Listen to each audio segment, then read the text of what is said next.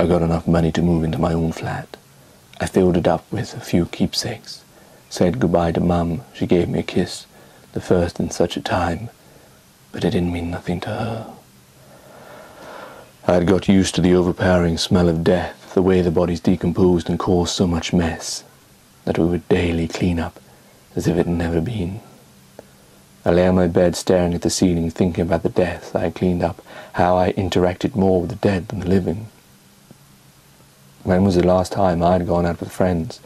When was the last time I had a conversation?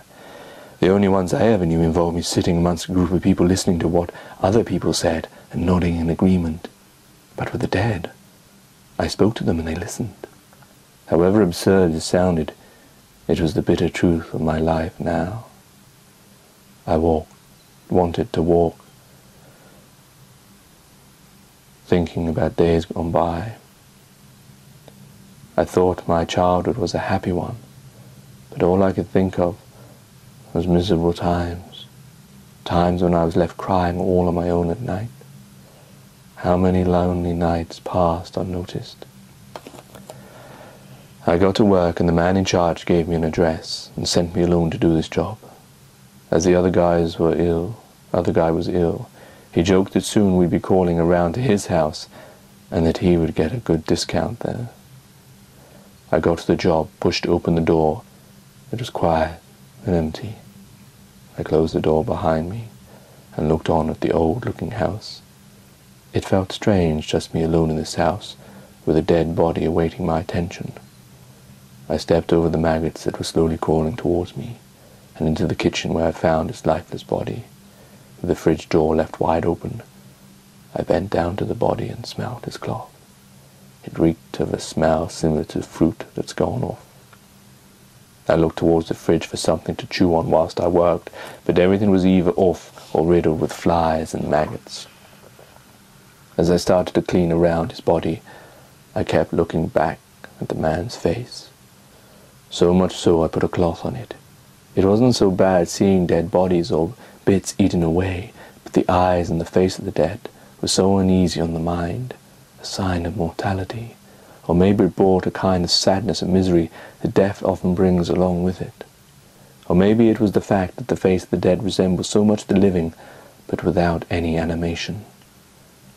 I carried on removing the carpet and pulling away the blood-sodden wooden beams, sawing them off and nailing a new piece of wood. But I couldn't work any more, for something came over me that had many times before, but with which I had no opportunity. But now alone I could let my inhibitions go, my curiosity be let loose. I removed the cloth from his face and placed my hands on his cold marble-like features. The nail of my thumb, being long and sharp, slipped through the side of his cheek, and a piece, when removing, got lodged in between my nails.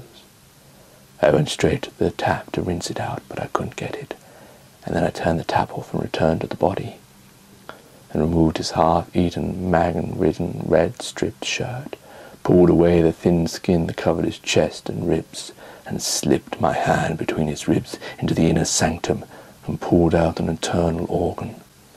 I wasn't really sure which one it was. I only knew it wasn't his heart, which I had to remove his rib cage and a protective sac that held the heart in place, and I started to massage his heart as if like a doctor I could make it work, but nothing happened, although for a second I did manage enough blood around to make one of his eyes blink. I finished off the job, putting all his stuff into black bags, and whilst I did it, I found out who my victim was. Klondike Cracker backed a photograph of him. I left the house and washed at work after dropping off the spoils and collecting my wages from the man in charge, telling him I would be returning again. I walked out of the office and out into the night street. People joking and chatting across the street. I got back to my flat, opened the door, and looked at the room, filled with all the bits and pieces that I had supposed to have taken to the scrapyard. From the very first job to the last one, floorboards and blood-ridden carpets, photographs of strangers' wall clocks, bits of wallpaper stuck on wood prints, and sitting on a chair in the corner was Klondike Cracker, right next to my bed, where I slept, with the lights off, looking at all my friends about my favorite room.